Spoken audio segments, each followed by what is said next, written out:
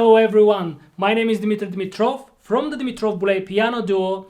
Elvira is behind the camera, and because today we wanted to record a very short video for you on this piece by Satie.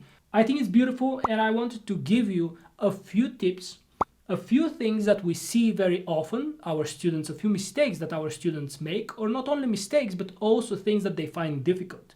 And I thought it would be helpful to them, and it will be helpful to all those of you who also want to start playing this piece now after you hear it. The first and most important thing that's connected very much to learning the notes is how do you divide the hands. I've seen a lot of times our students, people having trouble with knowing which hand to play what. And so if you look at the first system, it's very, very simple.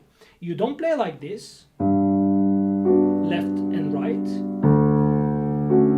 but you play everything with the left hand. You probably saw that in the very beginning of the video when I was playing the piece that I did this. That's how you're supposed to play. And why? Well, first of all, it's very pianistic. It's a very natural movement to do a bass and a chord. That's one. The second thing that makes it also logical to start with only the left hand is because later in bar 5, you start with the right hand. And of course, right hand can't possibly play the chord and the melody. Therefore, you need to play only bass and chord with the left hand so you can have the freedom with the right hand to play the melody.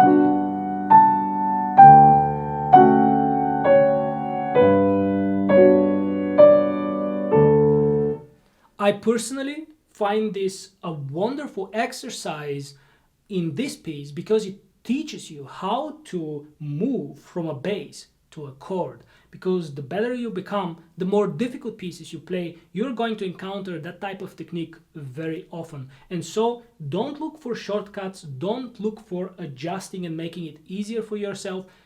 Just go ahead and practice the left hand with the bass and the chord. So that's point number one. Make sure that you know that the bass and the chord is played by the left hand alone. Now, later in the piece, there are a few exceptions where you have to pick up some of the notes with the right hand, but we're not going to get into that. That's for another video. Just make sure that you know. If you have a teacher, they'll explain to you what you have to do later on. But generally, as a general thing, it is necessary that you play the bass and the chord with the left hand. Point number 2. Let's say that you've learned the piece and you already can play it a little bit, but you want to make it sound more beautiful, because music is not just about playing the notes, but also about balancing and phrasing properly. That's what makes music sound very beautiful. And so I will start with the most basic principles in this piece, and that's to balance, to have a difference in volume between the bass and the chord in the left hand. And so you have a bass, and then you have a chord. But you don't want to play them at the same volume, because look what happens.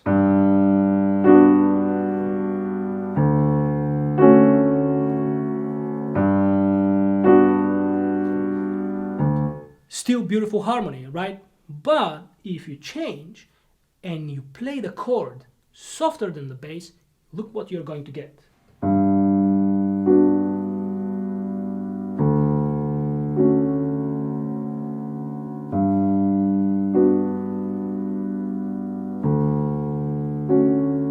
So you get lightness, you get more mystery, you get more of a flow. The phrase is going to move and flow forwards.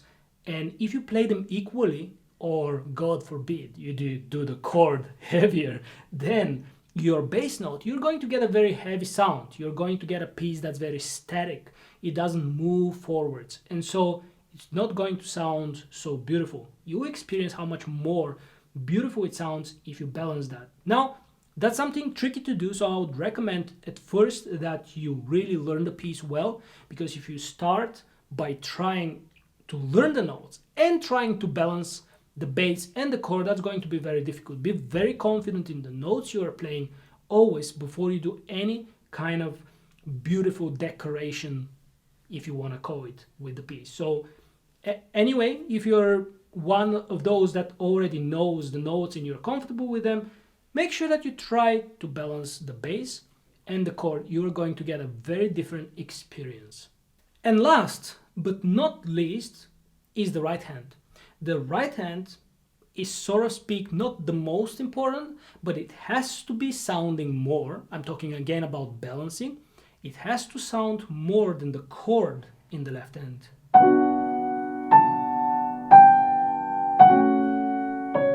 Because if I play the chord as loud as the right hand, you're going to get this. Maybe even the chord can overshadow your right hand, and then we'll not be able to hear the beautiful melody that Satie wrote. And so that explains also why I mentioned earlier that it's better to balance the bass and the chord, the bass more and the chord softer, so you give the opportunity of the right hand to be a little bit more. Now, that's not enough, of course. You have to practice your right hand alone, so it's very nice and singing.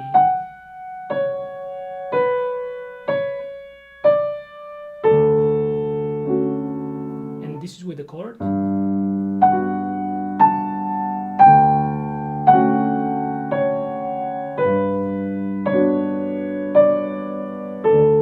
You see, there is a big difference between my melody and the chords in my left hand. And so that's something that also needs to be practiced. I'd recommend you start, first thing first, like I said, with the left hand, the bass and the chord, make sure that they're very different. And then after that, try to emphasize a little bit more your right hand in order to produce this beautiful sound on top. And my last advice, which is applicable in all our videos, is be patient and take the time. Slow down. I see very often our students wanting to play this piece way too fast, way too soon, and it doesn't work.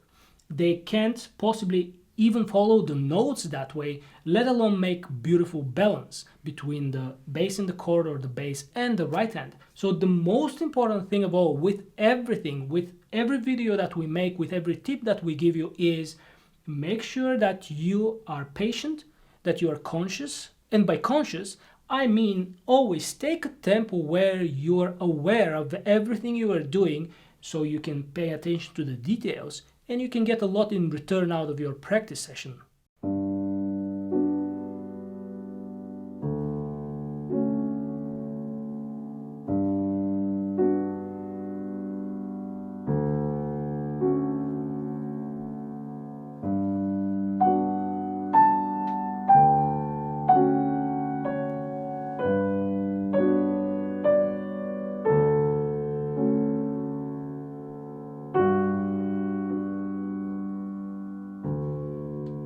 Don't forget to like the video if you liked it. Hopefully you do, otherwise why would you be here? Make sure to subscribe to our channel if you haven't done so. You will help us grow the channel that way. And if you want to help us, share this video and our channel with people that you think might enjoy these videos. We're also on Instagram, on Facebook, so you can follow us and join us wherever you like. Thank you so much for watching this video. I wish you a lot of success and a lot of health in the new 2022, and we'll see you very soon again. Thanks for watching.